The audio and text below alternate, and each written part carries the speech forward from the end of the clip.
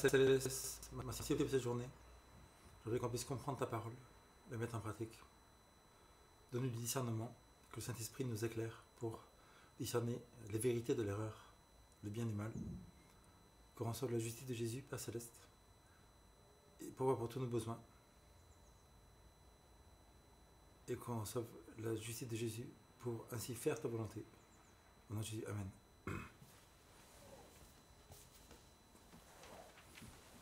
La Bible nous donne plusieurs périodes de temps. Il y a différents styles de prophéties dans la parole de Dieu. Il y a des prophéties, juste prophéties, et des prophéties de temps. Time prophecy and just prophecy. Par exemple, Sophonie nous dit: de toi, Bethléem, sortira celui dont l'origine remonte au temps d'éternité. Là, il n'y a pas de temps. Mais il y a par exemple 500 ans avant que Jésus naisse, il est écrit: Jésus naîtra à Bethléem. Donc avant sa naissance, 500 ans avant sa naissance, on sait que la parole de Dieu est vraie par rapport aux prophéties de la Bible. Un exemple, c'est celle-ci, de Sophonie, où le prophète Sophonie vivait à l'époque de la destruction de Jérusalem au temps de Babylone. Donc 500 ans avant, il n'habitait pas au temps de Jésus. Et des centaines d'années avant, il a dit que Jésus allait naître à Bethléem. Et son origine est éternelle, donc il est Dieu divin. Ça, c'est juste une prophétie tout court. Après, Jésus, quand il a été baptisé, il dit: le temps a été accompli. Et plus loin, Jésus nous dit: lisez le livre de Daniel. Et le livre de Daniel nous dit, Gabriel dit: depuis la reconstruction de Jérusalem jusqu'à Messie le oint baptisé, il y a 69 semaines. Donc ça, c'est une prophétie de temps et une prophétie tout court. Par exemple, Jésus a été vendu pour 30 pièces d'argent, c'est une prophétie tout court. Il y a plein de prophéties tout court et prophéties de temps. Donc on sait que la parole est vraie, la parole de Dieu est vraie. En fait, si on avait juste l'évangile de Jésus, avec les histoires, son caractère, on pourrait savoir que la Bible est vraie. Mais ce qui donne irréfutablement la véracité de la parole de Dieu, c'est les prophéties que Dieu nous dit des centaines d'années avant que ça arrive, ce qui va arriver. Et pas seulement ça, Dieu nous donne des time prophecies, des prophéties de temps, de période, qui nous donnent l'année exacte, le jour exact, le mois exact des choses qui vont arriver, des centaines d'années, des milliers d'années à l'avance. Donc on sait vraiment qu'un être humain ne peut pas faire ça d'aucune manière, et seulement quelqu'un qui est divin, qui connaît le futur, peut nous donner le futur de la Terre. Une prophétie qui revient souvent dans la Bible, c'est les 1260 jours.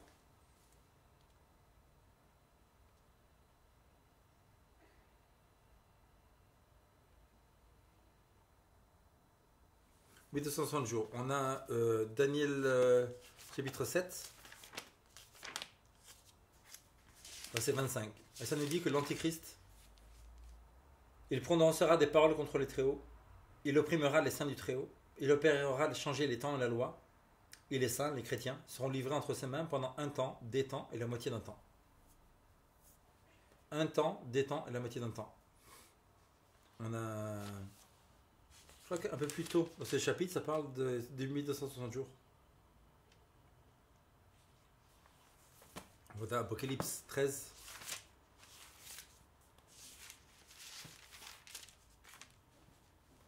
Apocalypse 11, verset 9. Des hommes d'entre les peuples et des tribus et des langues des nations verront leurs cadavres pendant 3 jours et demi et ne permettront pas que leurs cadavres soient dans un sépulcre.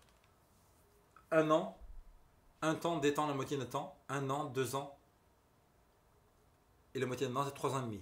3 jours et demi, 3 ans et demi. 1 an, tous les mois juifs, c'était 30 jours. Ça veut dire 1 an, c'est 300 jours. On multiplie, on arrive à 42 mois. 3 ans et demi. Un temps, des temps, et la moitié d'un temps. 42 mois. Ou alors 1260 jours, c'est la même chose. Comment on sait que quand ces prophéties sont arrivées, c'était pas au temps de Daniel. Quand Daniel a parlé, Gabriel est venu à la fin dans Daniel chapitre 12. Il lui parle des 1260 jours. Daniel chapitre 12. Donc s'il parle des jours, ça veut dire que c'est au temps de Daniel. Daniel a écrit ce livre-là en 600 avant Jésus-Christ. Peut-être en 597 que c'est arrivé. Il a dit dans 3 ans et demi, dans 3 ans et demi, un temps, 2 temps, la moitié d'un temps, dans 42 mois, ça va arriver.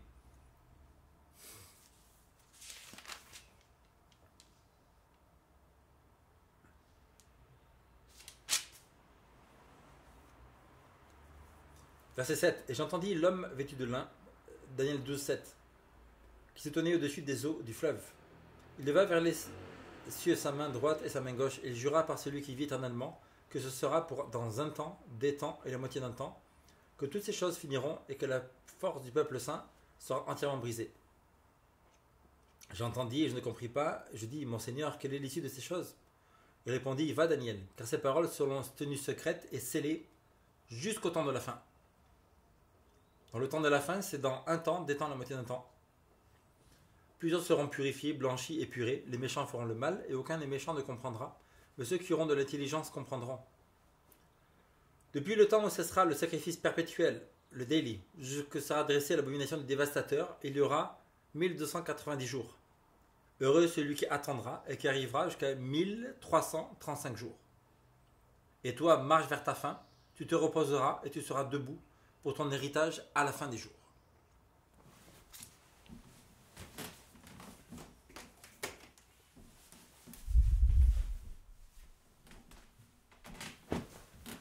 Donc, il y a deux possibilités. Ou cette période-là, c'est arrivé au temps de Daniel. En 600 avant Jésus-Christ, Gabriel dit à Daniel, dans 42 mois, dans un temps, des temps à la moitié d'un temps, dans 3 jours et demi, ou dans 1260 jours, quelque chose va arriver. Et l'Antéchrist va régner. Et les États-Unis vont prendre le pouvoir, ils vont s'allier avec l'Église catholique, ils vont passer la loi dominicale, etc. À la fin de ça veut dire que le règne de tout ce règne de l'Église antéchrist de Moyen-Âge va arriver dans 3 ans et demi, Daniel. Il y aura quelqu'un qui s'appelle le pape, etc., qui va terminer dans 3 ans et demi. Non, on voit que ce n'est pas passé.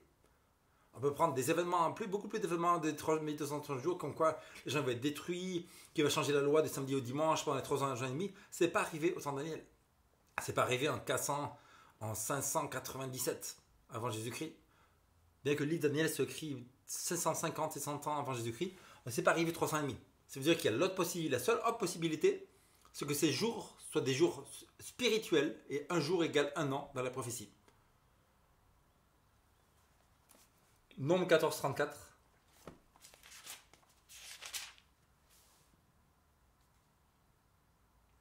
De même que vous avez mis 42 jours à explorer le pays, vous porterez vos peines de vos iniquités pendant 40 années. Une année pour chaque jour. Vous saurez ce que c'est d'être privé de ma présence. Une année pour chaque jour. Une année. Nombre 14, 34. Une année pour chaque jour. Et vous saurez ce que c'est d'être privé de ma présence. Une année pour chaque jour. Une année pour chaque jour. Et vous saurez ce que c'est d'être privé de ma présence. Et l'autre verset, je crois que c'est Ézéchiel 4, 6.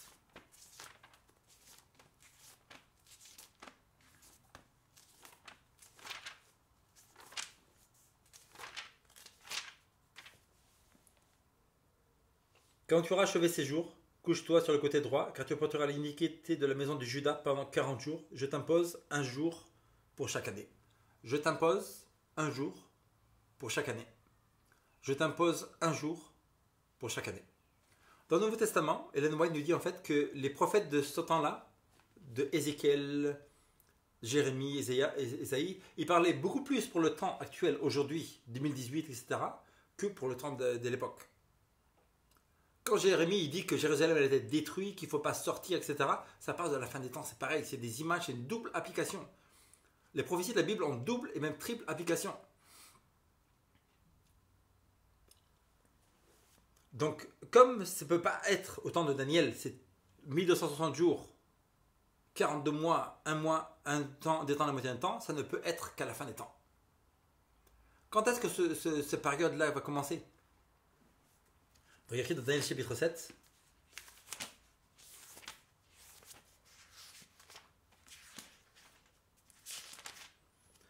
Daniel chapitre 2, il y a une image. Il y a une image, Nebuchadnezzar a un rêve. Il voit une grande image avec 4 métaux. Et Daniel lui dit, tiens, toi tu es la tête en or, Nebuchadnezzar. Après toi, tu es la tête en or. Donc ça, c'est la base de la clé de la prophétie. C'est-à-dire que dans la prophétie biblique, c'est comme un jeu de cartes assez compliqué. Et quand on n'arrive pas au début, quand on n'arrive pas à comprendre le début, on est totalement... C'est une complication après, on n'arrive pas à comprendre du tout après. Il faut cette étape par étape. Dieu a fait en sorte les prophéties, on bâtit une échelle à la fois. Et donc si on a la base, le début, on arrive à comprendre le reste plus facilement. Et donc on arrive, c'est comme des jeux internet électroniques. Tu arrives au premier stade, deuxième stade, tu arrives au quatrième stade. Tu ne peux pas arriver au 30e stade d'un coup si tu n'as pas passé le premier. Là c'est pareil, Dieu, le premier stade prophétique, c'est ça. Après le stade. Le premier stade, dès le 2, c'est la base. La base. Et Dieu dit, Daniel dit, tu es la tête en or.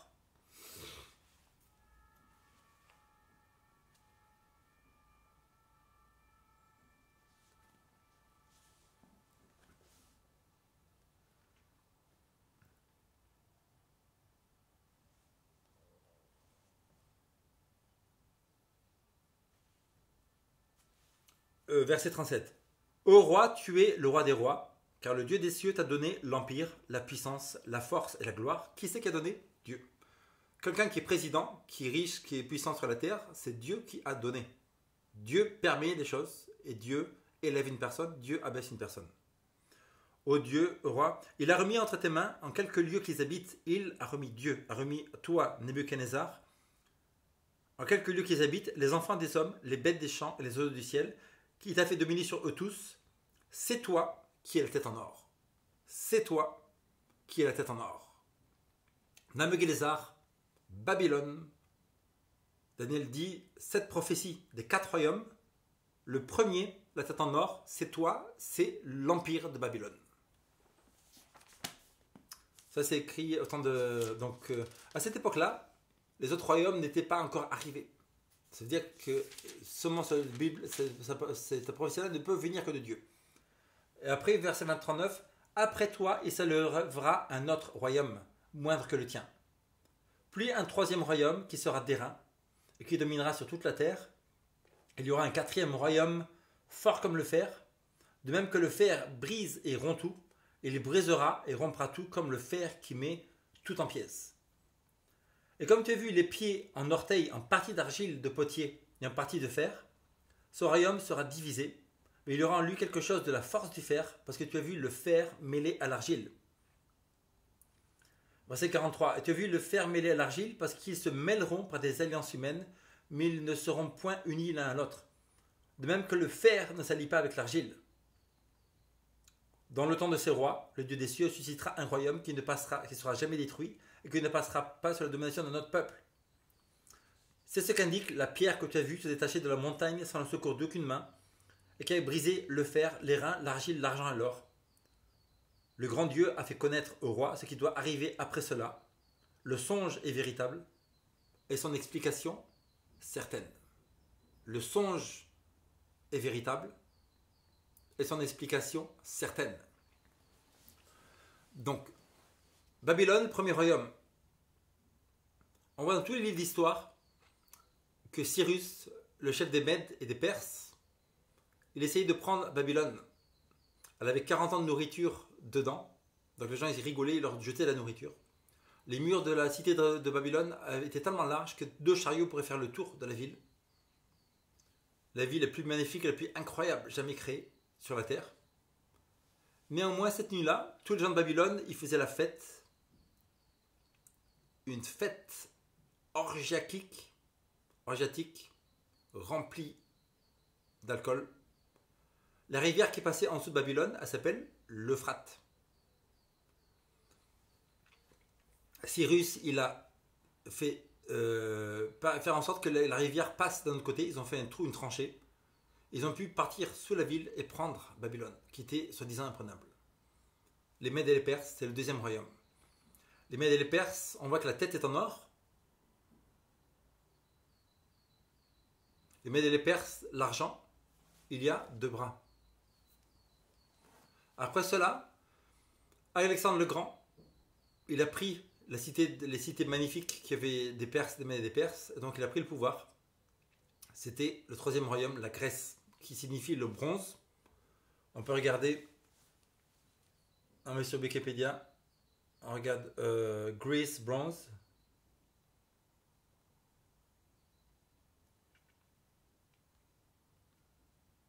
on se rend compte que l'armée des Mèdes et des Perses, de la Grèce, a des armures en bronze. On met image. Voilà. L'image, c'est que du bronze, là-bas, Mèdes et des Perses.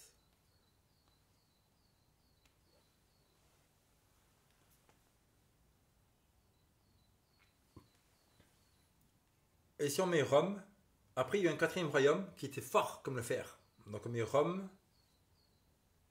Iron.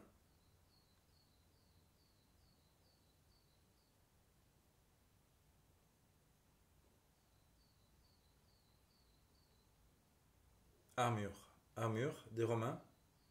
Voilà l'armure des Romains. C'est que du fer. Donc le bronze, c'était la couleur des Mèdes et des Perses. La couleur des armures des Romains était que du fer. Que du fer. Et puis il nous dit que ce quatrième royaume sera fort comme du fer. Le quatrième royaume, il est fort comme du fer. Fort comme du fer.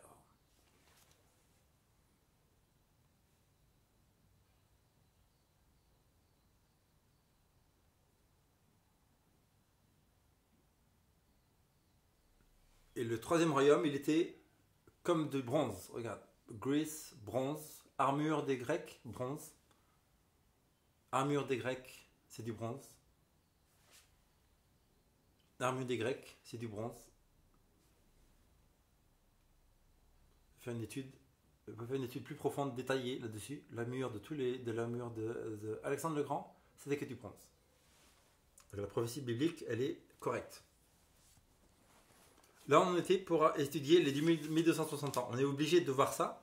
Donc, je conseille que vous alliez étudier ça plus profondément. Daniel chapitre 2, l'image de Daniel.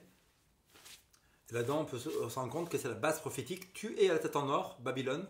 Après toi, il y a d'autres royaumes. Une autre façon qu'on sait que la Bible est vraie, là, la Bible aurait pu dire il y aura 7 royaumes, il y aura 6 royaumes, il y aura 9 royaumes après Babylone. Mais Daniel qui écrit ce livre en 500 avant Jésus-Christ au temps de Nebuchadnezzar, qui a parlé devant Nebuchadnezzar, il a dit il y aura 4 royaumes. Il y a eu Babylone, Mèdes et Perses, Grèce, Rome, et il n'y a pas eu de 5e royaume. Que s'est-il passé? Il s'est passé que les tribus barbares, païennes, ariennes, les Francs, les Anglo-Saxons, les Suévis, les Anglo, etc., ils sont venus à Rome, ils ont saccagé la ville et il y a eu une division en Europe. Ce qui prouve irréfutablement que la Bible est vraie, car 600 ans avant la naissance de Jésus, 700 ans avant ces événements, la Bible, Daniel nous dit qu'il y aura 4 royaumes, après il y aura une division d'Europe, 10 divisions. Et que ces divisions-là essayeront de s'allier ensemble pour unir l'Europe, pour faire un pays. Verset 43. Car tu as vu le fer mêlé à l'argile, parce qu'ils se mêleront par des alliances humaines, mais ils ne seront point unis l'un à l'autre, de même que le fer ne s'allie point avec l'argile. C'est-à-dire qu'au temps de Charlemagne, ils ont essayé de faire que l'Europe soit un pays, ils n'ont pas pu. Au temps de Hitler, ils ont essayé, ils n'ont pas pu. Au temps de Mussolini, ils ont essayé, ils n'ont pas pu. Au temps de Charles V, ils ont essayé d'unir toute l'Europe en un pays, ils n'ont pas pu. Ça veut dire que Dieu a dit, l'Europe ne sera jamais un pays avec une langue et un peuple seulement. Verset 44, au temps de ces rois, le Dieu des cieux suscitera un royaume. Donc la Bible nous dit qu'autant qu'on voit les divisions d'Europe, Dieu va envoyer à la fin du monde. On passe cette prophétie, on arrive à Daniel chapitre 7. La même chose, Daniel chapitre 7 et Daniel chapitre 8, c'est Dieu répète quelque chose. Quand Dieu répète quelque chose dans la Bible, c'est important, c'est monumental. Là, au lieu d'avoir 4 images, c'est 4 bêtes. Le lion, le léopard, l'ours et la bête indescriptible. Lion, c'est Babylone. Après l'ours, il y a l'ours elle a 2 côtes dans la tête, donc c'est les Mèdes et les Perses. La Grèce avec 4 ailes qui va super vite, qu'Alexandre le Grand il a pris la terre super vite, et ça symbolise la Grèce. Et le 4e royaume de fer, toujours, c'est Rome. Hors de ce royaume Rome, il y a écrit qu'il y a une petite corne qui sort, qui a des yeux arrogants, qui parle comme un dieu, qui va persécuter les chrétiens pendant 1260 ans, qui va changer le samedi au dimanche. On voit ça dans le verset 25.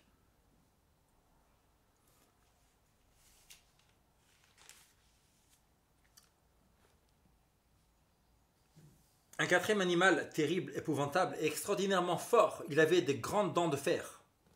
Dans les 7, il avait des grandes dents de fer.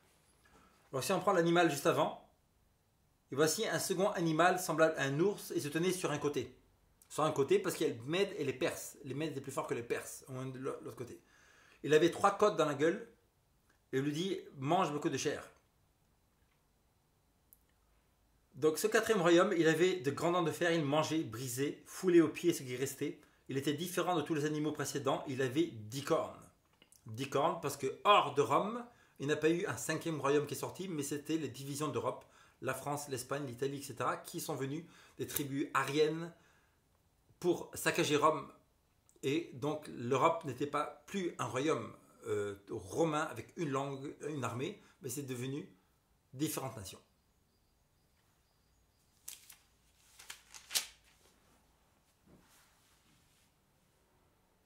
Verset 25.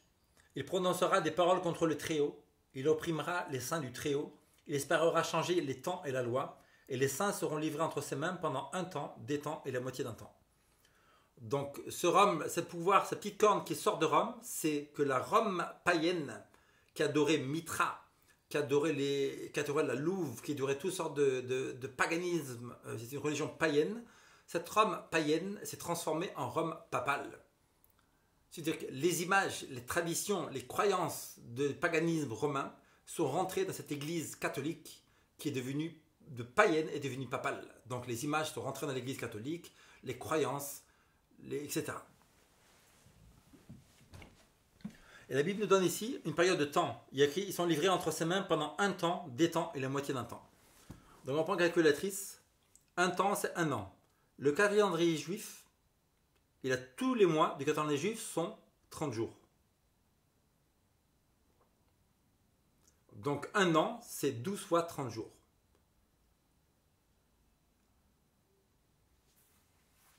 Moi, je ne suis pas fort en maths. Donc on a une calculatrice. Donc 12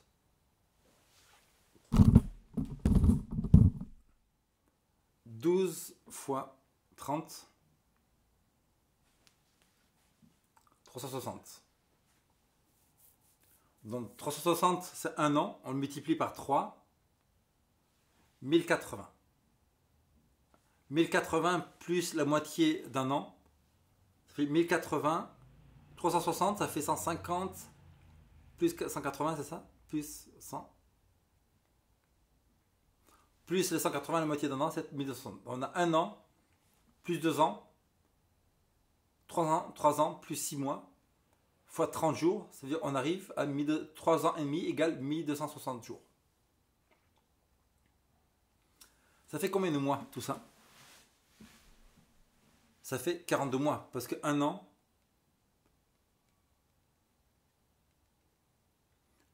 c'est 12 mois, 12 fois 3, 12 mois fois 3, ça fait 36, plus 6 mois, c'est 42. Donc on a les 1 temps, 2 temps, la moitié d'un temps, c'est 1260 jours, on vient de voir. 1260 ans, c'est égal à 1 an, 2 temps, 1 an, 2 ans, 3 ans et demi, c'est 42 mois. Ici, la prophétie nous dit que cet antéchrist-là, qui sort de Rome, la petite corne qui sort de Rome, elle va espérer changer les temps et la loi, et les saints, les chrétiens, seront livrés entre ses mains pendant 1 temps, des temps et la moitié d'un temps. Donc la question à poser, c'est quand est-ce que l'Église catholique Rome a reçu le pouvoir temporel et spirituel pour régner toute l'Europe? Et quand est-ce que ce pouvoir catholique a été détruit, qui a perdu le pouvoir temporel et spirituel? On regarde dans les livres d'histoire, on se rend compte que Justinien, en 538, a reçu le pouvoir temporel et spirituel.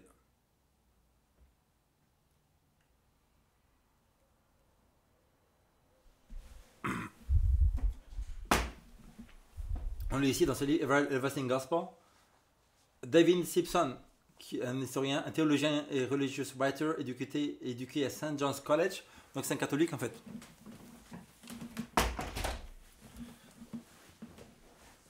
un méthodiste, en fait, méthodiste.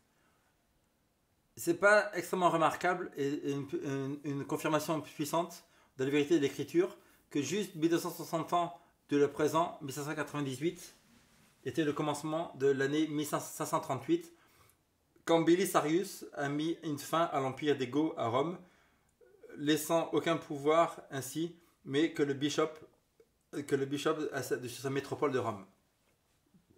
On peut lire ces choses dans la prophétie. Edward King, il y a plein de documents d'historiens, etc. Boum, boum, boum, c'est incroyable. Qui prouvent la date de 538 où Justinien reçoit le pouvoir spirituel et temporel et l'Église catholique commence à ce moment-là. Commence à régner sur toute l'Europe. Juste après, on va voir que le premier de tous ces royaumes païens c'est devenu catholique, donc c'est un des temps de Daniel chapitre 12.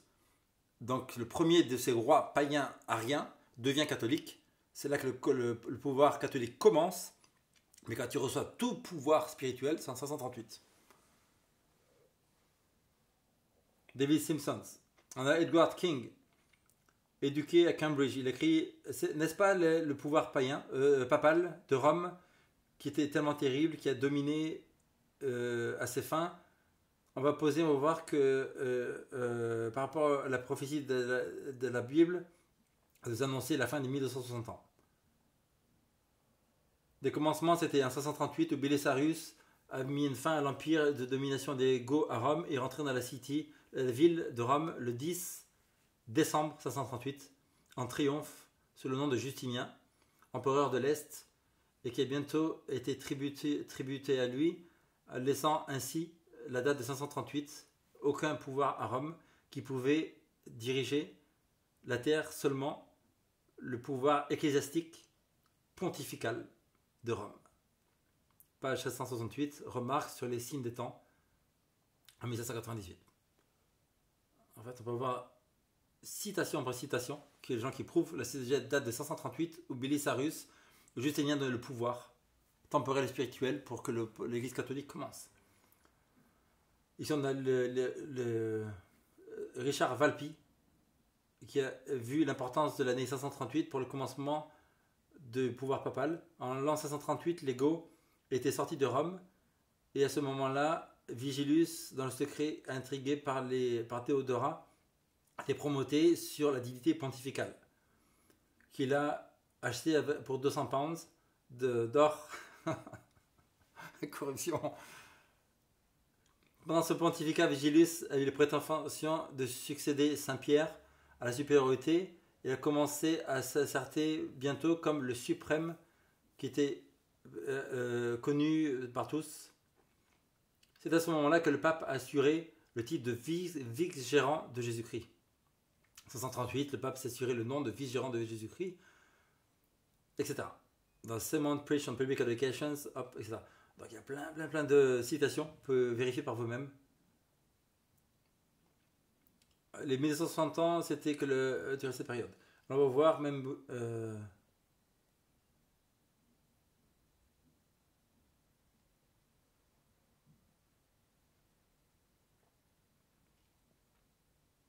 638. Donc même ici dans le truc, le pape il parle de ça aussi, en plus ici. Il y a plein d'autres versets qui nous prouvent ça. Le temps est moitié dans le temps. Donc on va faire le calcul. C'est bien de poser cette date-là. C'est important, de poser la date de 538. 538. Ici il y a un livre catholique. Des écrivains catholiques attestent 12 siècles de suprématie papale. Et là, ils ont souligné plein d'écrivains catholiques qui parlent de 1260 ans, 1260 ans, 1200 ans, souligné en jaune, de la suprématie papale. Donc, 538, ça commence à 538 en mai.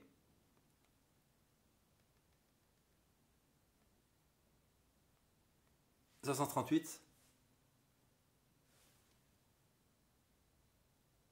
plus 1260 ans. 538, Justinien prend le pouvoir, 1200 ans, on arrive à 1598. 1598, On va juste à mettre ça sur Google. Tu mets 1598 Berthier. Tu as boulevard Berthier à Paris 17e. C'est pas ça. C'est pas la bonne réponse.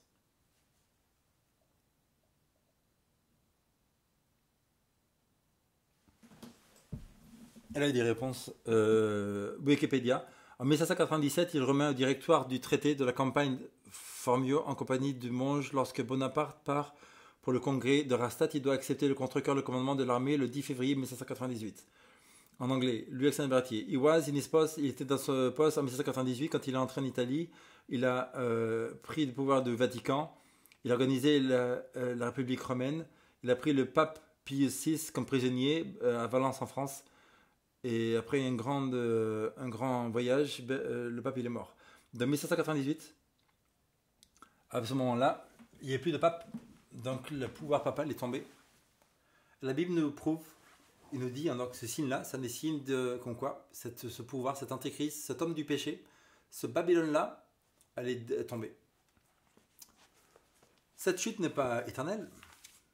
Ce qu'on voit très bien dans Apocalypse chapitre 13, nous dit que la petite corne sera guérie, la blessure sera guérie.